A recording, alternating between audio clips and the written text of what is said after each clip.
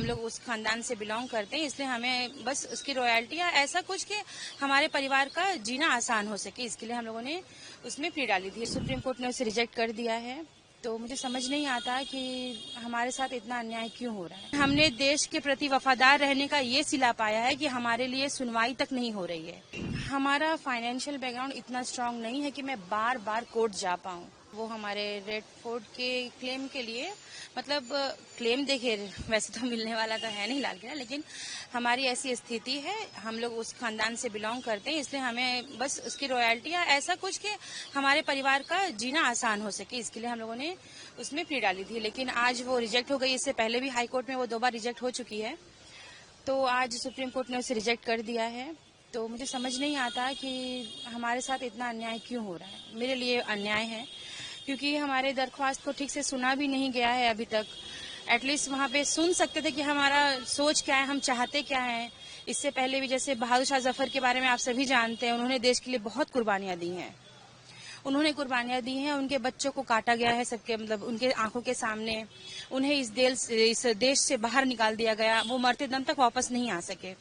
इतनी कुर्बानियां देने के बाद भी, वो भी देश के लिए उन्होंने कुर्बानियां दी थी। अगर वो चाहते तो अंग्रेजों से हाथ मिलाकर आराम से रह सकते थे। जैसे आज बहुत सा राजघराना है जिन्होंने अंग्रेजों के सामने अपने घुटने टेक दिए, तो वो आज आराम से रह रहे हैं।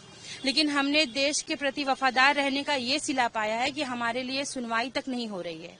सरकार भी हमारी तरफ ध्यान नहीं दे रही है। इससे पहले भी मेरे नाना बेदार बख्त, उन्होंने कई बार सरकार को लिखा है चिट्ठी वगैरह कि हमारे ऊपर ध्यान दिया जाए, पर उनकी चिट्ठी को भी हमेशा ही अनदेखा कर दिया गया है। वो अपने लिए न्याय मांगते मांगते इस दुनिया से चले गए। उसके बाद सुल्ताना जी ने भी कई बार हेल्प मांगी है सरकार से, लेकिन हमारे ऊपर कभी ध्यान नहीं दिया गया है। आखिर में हमें कोर्ट का दरवाजा खटखटाना पड़ा अपने न्याय के लिए, लेकिन आज वहां से भी हमें नाराजगी मिल गई है।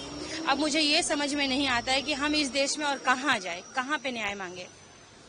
अंग्रेजों ने इतने जुल्म किए हमारे ऊपर, इसके बाद अब इस सरकार में भी अगर हमें न्याय नहीं दिया तो हम और कहाँ जाएंगे। मुझे ये बात की समझ नहीं आती है। इसके बाद मैम आप लोगों का नेक्स्ट मूव क्या होगा, क्या स्टेप इसके बाद? देखिए, इसके बाद मेरा नेक्स्ट मूव क्या है, ये तो भी मेरी दिमागी स्थिति ठीक नहीं है, प्लस मेरी नानी सुल्ताना बेगम जी की तबीयत भी बहुत अच्छी नहीं है।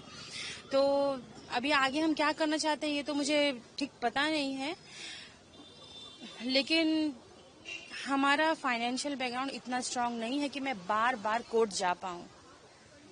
मैं इस सरकार से भी अपील करूंगी कि हमारे परिवार की तरफ प्लीज ध्यान दें, क्योंकि आज भी हमारे भारत में मुगलों के ही बनाए हुए इमारतों से कई लाख करोड़ों में रेवेन्यू आती है।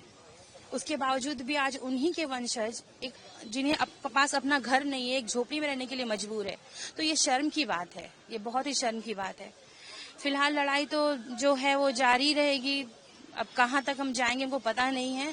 फिर भी हम सरकार से, इस देश के सरकार से, न्यायपालिका से गुजारिश करूंगी कि हमारे लिए कुछ करें, हमारे ऊपर ध्यान दें।